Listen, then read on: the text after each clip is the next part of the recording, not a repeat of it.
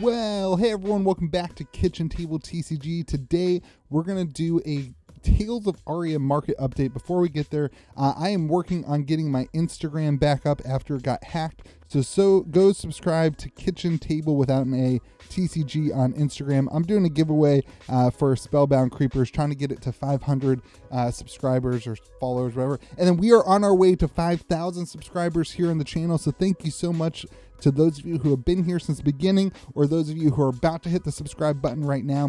We are doing a 5,000 subscriber celebration stream, as well as a Flesh and Blood 2-year-old birthday on next, what is it, the 11th? Yeah, it's the 11th. No, it's the 10th, because the 11th is New Zealand time. It's their birthday, so we're going to celebrate at 8:30 p.m. Eastern Standard Time on the 10th.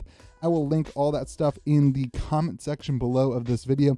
So if you are not subscribed, please hop on board and be a part of this awesome, I don't know, I think it's awesome channel that is really a community of people. So let's hop into the EV here of Tales of Aria. If you would like to support the channel and want access to a collection tracker, head on over to patreon.com/KitchenTableTCG. Gets you access to that collection tracker that utilizes all of this market data. Also gets you access to 10% off discount code over at Midtown Merchant. That's at patreon.com/KitchenTableTCG.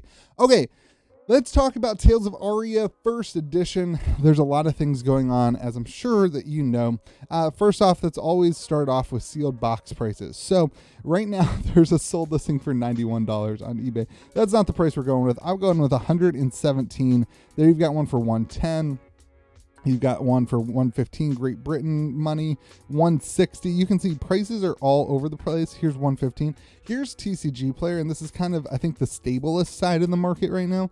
TCG Player at $120. Now, that being said, you can see sold listings at $120, $123. That being said, they did just have a massive sale, so we'll see how that affects. They had a 15% off sale, so we'll see how that affects Tales of Aria. We'll see if that inflated it next week. I'm going to go with 117, which is down about 6%. And then last week we were down 17%. So I'm going to go with 117. So let's see if is it worth it to open a $117 box of Tales of Aria. All right, first off, the Fable here. The Fable's sitting at about $475. Let me show you some sold listings here. Again, prices are all over the point, so don't always take what I say for granted. Right now on TCG Player, you can get one from a seller with zero feedback for $500. Let's see what other listings. There's one for $530 from a good one. But then there's also one, oh, that's Rampart. There's also one that's sold for $375 on eBay this week. And then $471, $500. You can see $550, $500. So I went with $475, kind of trying to find the area between $375 and $475. Some of these sales on TCG Player in the $500 range, let me show you those, were actually from the second. So I don't know exactly when the deal ended. Anyway, $500 seems to be around the price, but we'll go with $475 just for the sake of trying to be transparent with that eBay sale. So that's down 18%. We've been talking about this a lot on the channel. I really think that you should see about 5 boxes worth of money in a legendary, 4 to 5 boxes. So that price point seems about right where we are. So let's talk about legendaries. Legendaries. We're going to talk about legendaries a lot at the end of this video too. Crown of Seeds at 160. I personally think that's the best card in the set. Heart of Ice at 150, Shock Charmers at 190, Rampart at 255, and we'll talk about that one in a second. Actually, let's just say, we'll finish it. New Horizon at 215, Spellbound Creepers at 155, which is the card I'm giving away. Don't forget to go follow the Instagram account. Let's talk about Rampart of the Ram's Head. Last week I said I don't think that it's short printed. Many of you agreed with me. I think it's just a card that everybody wants. 255. 285, 275, 260, 293, 315. On TCG Player right now, you've got 280. 255 might be low. Maybe I'll probably move this up to 280. I'll go ahead and do that.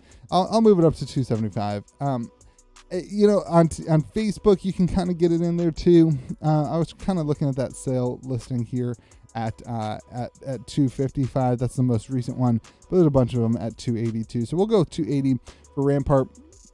Card is absolutely beautiful. I just pulled that. I think the other thing with this card is that a lot of people are running Oldham. And it's also, valuable as just a generic Guardian card too. Not generic, but you know what I mean? So I don't know, maybe I'm wrong. It's definitely not short printed. I'm definitely not wrong about that. I've talked to a lot of people about it. It's definitely not short printed in many people's opinion. One of the things people are speculating on is that this will not be full art in Unlimited, which would definitely add some significant value. Even though it's like, cold foil versus rainbow foil, it would still add some value being like a full art card. So all that being said, your legendaries are then up 10% if we move this Rampart to 275 for 190. All right, there's one other thing I wanted to talk about on legendaries. If you look at the legendary supply on the marketplace right now, so we're just using TCG Player because it's easy. 24 New Horizons, 17 Spellbound, 12 Crown of Seeds. I'm telling you, that's the card.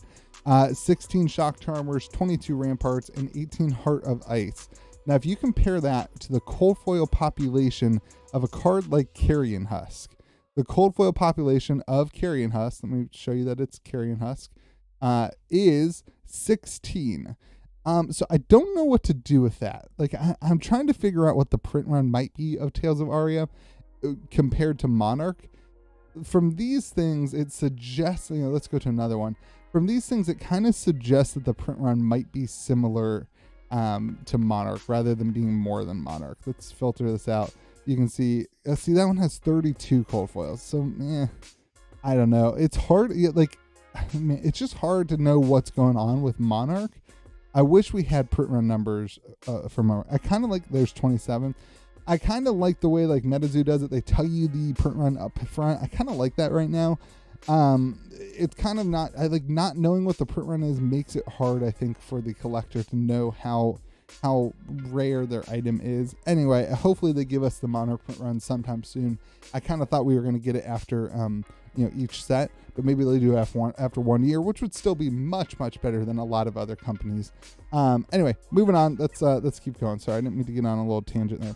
Let's talk about the cold foils. Winter's Whales down to 90 from 96. Voltaire going up from 63 to 93. We had a lot of weird sold listings last week on Voltaire. Dustblade is holding steady at 50. We've got Pulses are sitting between 70 and 55. These are beautiful, really cool cards. We're still trying to figure out, I think, as a market, do we like cold foils in the decks or not? I don't know what Monarch will do for that. You've got the cold foil commons then sitting at like $15 to $20. So your average then, cold foil is only down 1%. Your common average, though, is down 11% to an average of $16.20. And your Majestic is actually up to $70 for an average of 3%. It is interesting to see that Duskblade is being affected by it not being utilized in Classic Constructed. I kind of saw this coming. It is what it is. It still, holds some value. It's still a decent card to pull. I get it. It's usable in Blitz.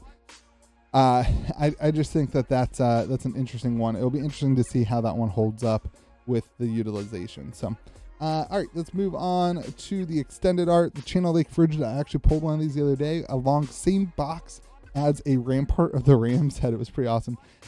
Beautiful card, absolutely stunning. Sitting at 150 this week.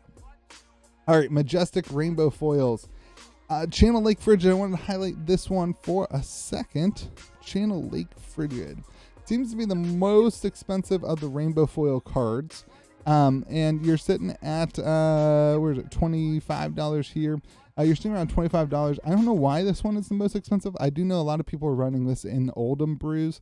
This is in my Oldham deck. Let's see how many are currently available on the market. 24 are currently available on the market. 24 is the lowest price there.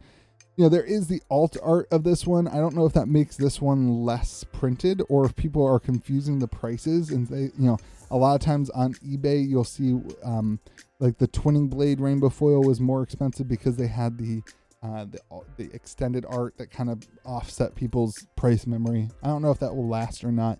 That's just kind of the most expensive of the rainbow foils. Everything else is really kind of, nothing's peaking over $10. And this is for rainbow foil. You got Tear Asunder and Seek and Destroy. So these are your kind Guardian that can be, Guardian card that can be used in any Guardian deck, and Seek and Destroy with any Ranger. So you're not seeing anything kind of peeking over the $10 mark. Only 4 cards over $10. I guess 5 cards, including Endless Winter. You're seeing a lot of Oldhim cards being purchased right now. A lot of Ice cards, a lot of Guardian cards are being kind of bought up. So your average then for the Rainbow Foil Majestics is only $7, which is 5% difference. We're going to talk about this when we get to the end of this video too.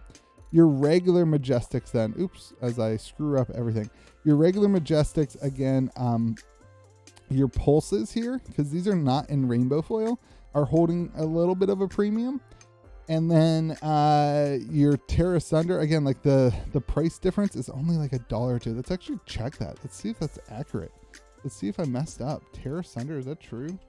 Terra Sunder. That's interesting. You guys are seeing me do this live now. So first edition non-foil is sitting at $9. Let's filter that out for Rainbow Foil. Oh my gosh, same number of them on the market.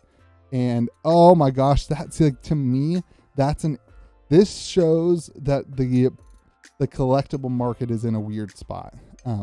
Players just want the cheapest version of the card, so the Rainbow Foil doesn't matter. Interesting stuff. I don't like that as a collector, but it is what it is. So prices are there's really no difference for Rainbow Foil and non-foil.